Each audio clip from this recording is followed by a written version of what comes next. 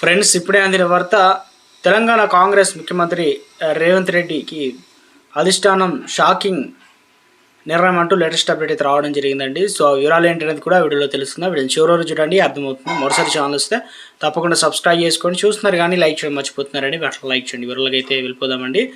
So ముఖ్యంగా తెలంగాణలో కాంగ్రెస్ వర్గాల్లో కలకలం రేపు ఒక సంచలనమైన విషయం అయితే బయటకు అయితే వచ్చిందనమాట.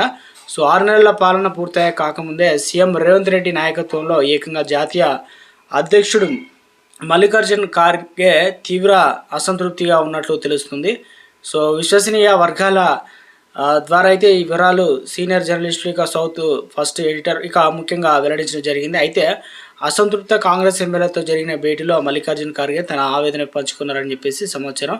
సందర్భంగా ఆయన చేసిన వ్యాఖ్యలు తెలంగాణ కాంగ్రెస్ భవిష్యత్తు పైన అనుమానాలు రేకెత్తుతున్నాయి. రేవంత్ రెడ్డి ప్రభుత్వం గ్యారంటీలు అమలు ఘోరంగా విఫలమైందని, పరిపాలన గాడి తప్పిందని చెప్పేసి ప్రజలు బలంగా భావిస్తున్నారని, మంత్రుల మధ్య జరుగుతున్న కీచులాటలు, శాఖల అదేవిధంగా వాటాల పంపకాలపై జరుగుతున్న అంతర్గతలు కాంగ్రెస్ ప్రభుత్వ ప్రతిష్టతను తీవ్రంగా దెబ్బతీస్తుందని చెప్పేసి మల్లికార్జున్ ఖార్గే ఆవేదన వ్యక్తం చేశారట.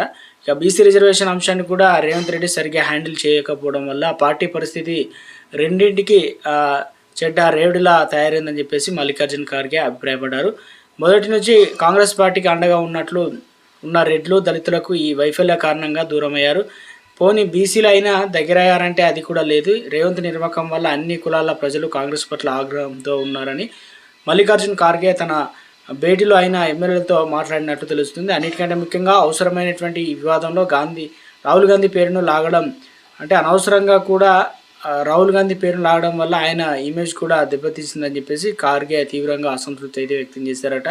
సో రేవంత్ రెడ్డి మొదటి నుంచి పార్టీలో అందరినీ కలుపుకొని పోలేదని చెప్పేసి, ఇతర పార్టీలతో కూడా సరిగ్గా సమన్వయం చేసుకోలేకపోయారని చెప్పేసి ఈ విషయాన్ని విశ్లేషించిన తర్వాత ఖార్గే అంతర్గత సమావేశంలో తెలంగాణ కాంగ్రెస్ మళ్ళీ అధికారం రావడం, సో దీనిపైన కీలకంగా అప్డేట్ అయితే రావడం అయితే జరిగిందండి.